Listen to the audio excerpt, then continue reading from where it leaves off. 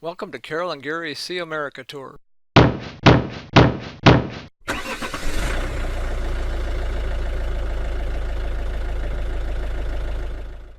Hello again, everyone. Well, Carol, Jasper, and I are taking a planned down week. Shortly after buying our motorhome 2 years ago, we noticed a small crack in the fiberglass at the top of the end cap. The end cap, like it sounds, is a single piece of fiberglass that covers or caps the entire backside of the motorhome.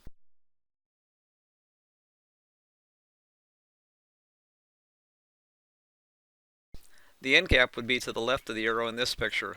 The roof would be to the right of the arrow in this picture. I've always wondered if someone had stepped onto the thin fiberglass at the top of the ladder on the back rather than stepping over the end cap onto the roof. This is where the crack was located. I spread some sealant over this small crack, assuming that this would prevent any rain from getting down into the crack.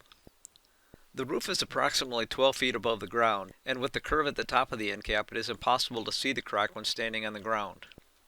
A year or so later, while traveling, I happened to be up on the roof one day and noticed that the original crack was growing. It was just a hairline crack, but was spreading across the entire right side of the end cap. So sitting in Mims for the winter, I got on the internet and found an automotive repair shop in nearby Titusville that does fiberglass work on cars. We drove down to Titusville and asked how they would handle situations like ours where we were living full-time in the motorhome. They walked us to the back of their large shop where a large open-ended wall allowed people to back in out of the weather while work was being done. A large motorhome like ours and a small camper were already parked in the area while they were having their work done. There was even an electrical outlet on the wall for an RV so that we could hook to power if needed. It was estimated that repairing our cracked fiberglass, sanding, matching the paint, then adding a clear coat over the paint would take 4 days. We booked a spot at the repair facility and then returned to Titusville on Monday, February 3rd. While the fiberglass tech was working on our motorhome, Carol, Jasper, and I decided to go sightseeing in the car.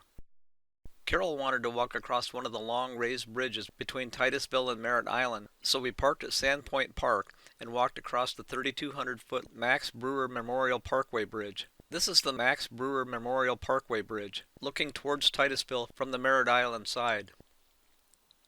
This bridge crosses the Indian River.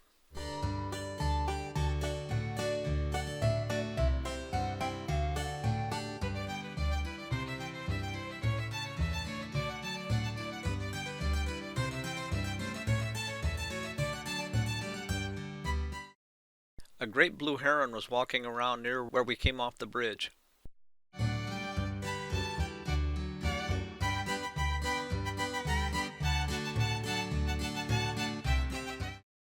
This is the marina adjacent to Sandpoint Park.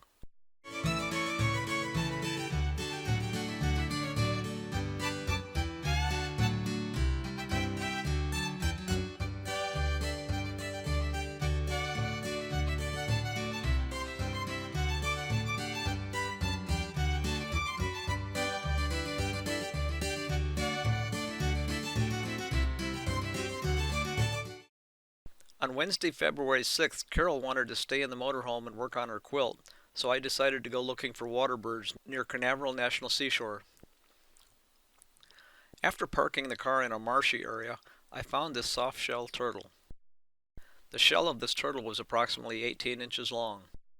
It has a long neck, an elongated head with long snorkel-like nose, and large webbed feet, each with 3 claws. This turtle eats frogs, insects, small fish, and crayfish.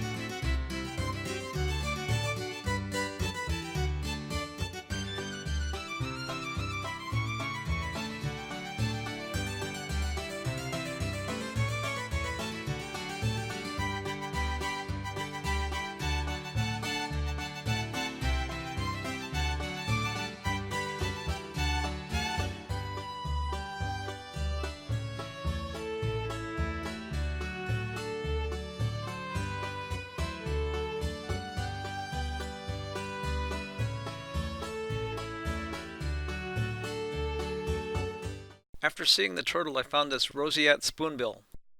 As you can see, it is a large wading bird known for its pink plumage and distinctive spoon-shaped bill. Its upper neck and back are colored white, while the wings and feathers underneath display the more recognizable light shade of pink. These birds can be 2.5 feet tall, with a wingspan that can stretch 1.5 times its height, reaching up to 4 feet.